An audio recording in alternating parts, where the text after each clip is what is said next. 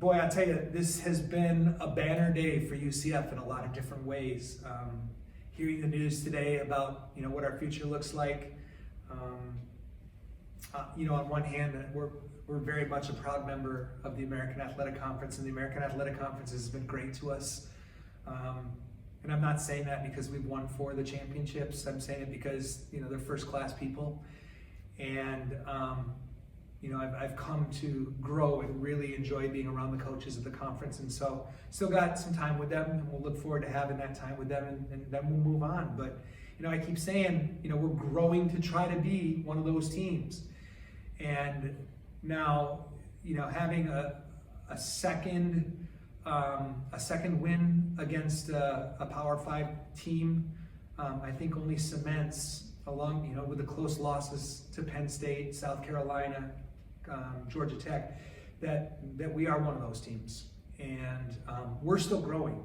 We still have room to grow. I look at the stats, and there's so much room to grow.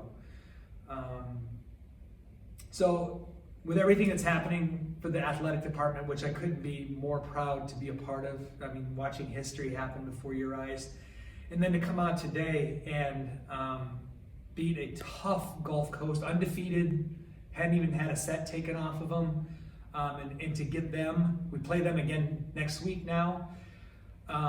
But this was certainly the crown on the jewel on the crown tonight, to go out and beat a 5-1 Florida State team, who I think, every year we've been working really hard every year to get closer to the Miamis, the Florida States, the Floridas, and I feel like we're right there in the mix with them now. It's to the point where it's going back and forth, back and forth, back and forth. Last year they won in 5 at their place. This year it's our place. Year before that it was in 5 at the tournament at our place, and so it's a great battle every time we play them. And I really respect Chris. I've always respected his teams. So we're very excited to come out on top on this one, and hopefully this is a launching pad now for what's next. Awesome. Can you talk a little bit about the 4th and 5th set?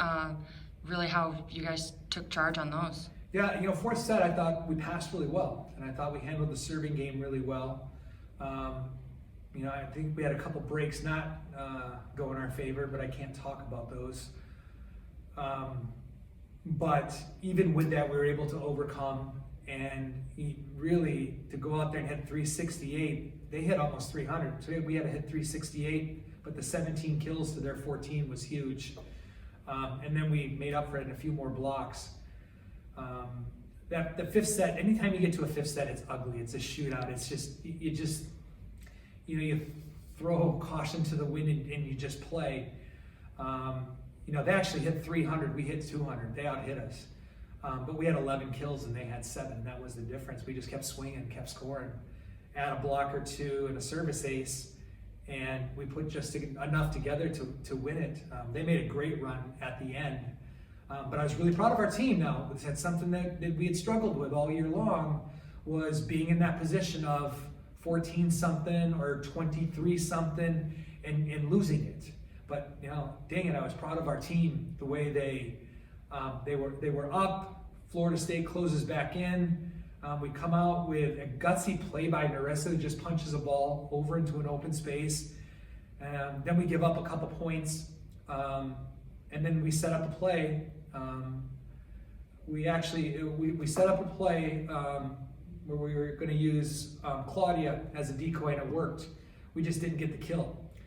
So that led them to getting 13, and then we switched it back and put Westlichin, who had a phenomenal match, 7 kills hitting 538, and she wasn't even scheduled to start today. That's in relief. We put Kat, and they had to respect Kat hitting a 1 ball out of the middle, and that just left just enough gap for McKenna to really sneak one through the block. And I don't know, I just can't say enough about, first of all, the job that our setters did. Was really a great job at distribution. We got our middles more involved. That's something that has to keep evolving. We got to keep getting our middles involved. Mackenzie Chambers had a solid 6 kills, but she had 4 blocks. And Emery had 11 kills, had 4 blocks. Those blocks are huge. It really takes other teams out of their rhythm.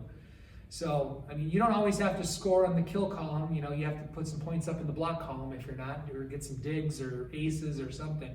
So even in areas where we were struggling, they were out there busting their butt in other areas to string points together. So, I mean, it's a, you know, every time we're in there with them, it's a get down in the mud, sling, fight, and whoever comes out, comes out. And we were fortunate that today was our day.